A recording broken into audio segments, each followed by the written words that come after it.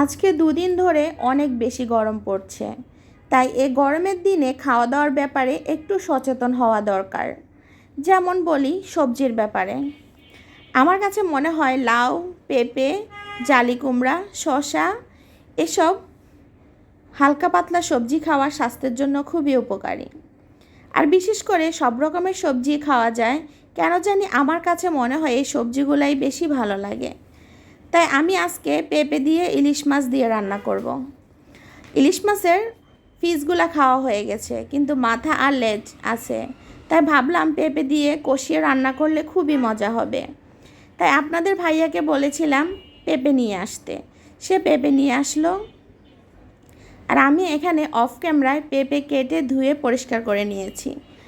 আর এখন একটা কড়াই বসিয়ে পরিমাণ মতো তেল দিয়ে পেঁয়াজ কুচি, কাঁচামরিচ কুচি, তারপর হচ্ছে আদা রসুন বাটা। আমি এখানে আদা একটু দিয়েছি আর রসুন বাটাটা দিয়েছি, জিরার গুঁড়ি, ধনিয়ার গুঁড়ি, হলুদের গুঁড়া, মরিচের গুঁড়া আর লবণ দিয়ে পানি দিয়ে কষাচ্ছি। যখন কষানোটা হয়ে যাবে তখন কিন্তু আপনারা মাছটা দিয়ে দিবেন। আর এ পর্যায়ে মাছ দিলে মাছটা ভালোভাবে কষানো হয়ে যায়। আর আমি কষানোর জন্য একটু পানি দিয়ে দিয়েছি, কারণ মাছটা ভালোভাবে কষলেই তো খেতে খুবই মজা হবে। আর এখানে আমি আমার বড় মেয়েকে দিয়েছি মাছ উল্টানোর জন্য, সে কিভাবে মাছটা উল্টাচ্ছে আপনারা দেখেন। আমি বলবো সন্তানদেরকে টুকটাক কাজ শেখানো দরকার। তা আমি এখানে আমার মেয়েকে বলেছি মাছ উল্টানোর জন্য, তারপর আমি আবার চলে আসলাম।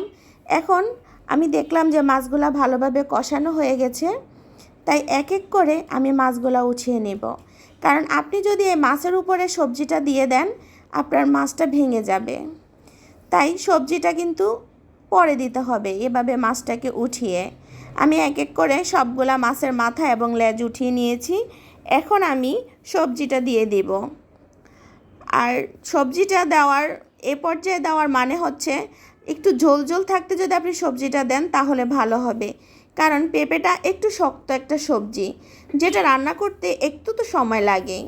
তাই এখানে আমি একটু ঝোল থাকাতেই আমি সবজিটা দিয়ে দিয়েছি, যেন ইলিশ মাছের যে একটা গ্রান থাকে সেটা যেন পেঁপের মধ্যে পাওয়া যায়। তাই এখানে আমি ভালোভাবে কষিয়ে এখন গরম পানি দিয়ে দিয়েছি। আপনারা হয়তো অনেকেই বলবেন যে আপু ঝোল বেশি হয়ে গেছে। না, ঝোল বেশি হয়নি। পেঁপেটা যেহেতু শক্ত, তাই এটা সেদ্ধ হতে একটু পানির বেশি প্রয়োজন।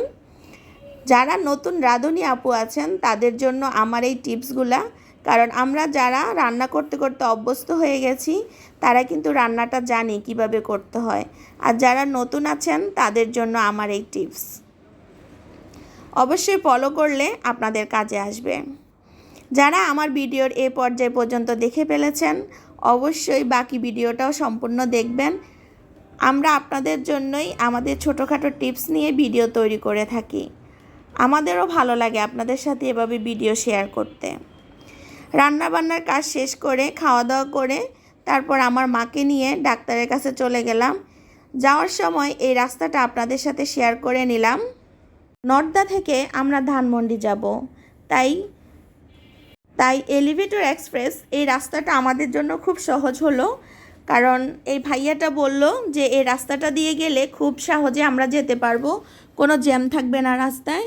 তাই আমরা এভাবে চলে গেলাম এই রাস্তাটা দিয়ে। যাওয়ার পথে এত সুন্দর প্রাকৃতিক দৃশ্য, আর চারিদিকে এত মেঘ ঘুরঘুর করছে, এত সুন্দর লাগছিল। তাই আপনাদের সাথে ভিডিওটা শেয়ার করার জন্য ভিডিওটা করে নিয়েছি। প্রতিটা সন্তানের জন্য তার মা হচ্ছে আল্লাহ তাআলার তরফ থেকে নিয়ামত স্বরূপ। এই নিয়ামতটাকে কেউ কখনো অবহেলা করবেন না। মা বাবা যতদিন আপনার কাছে আছে, আপনার মাথার উপরে আছে, মনে রাখবেন পুরো পৃথিবী আপনার হাতে। সবাই ভালো থাকবেন, সবাই সবার জন্য দোয়া করবেন। আল্লাহ হাফেজ।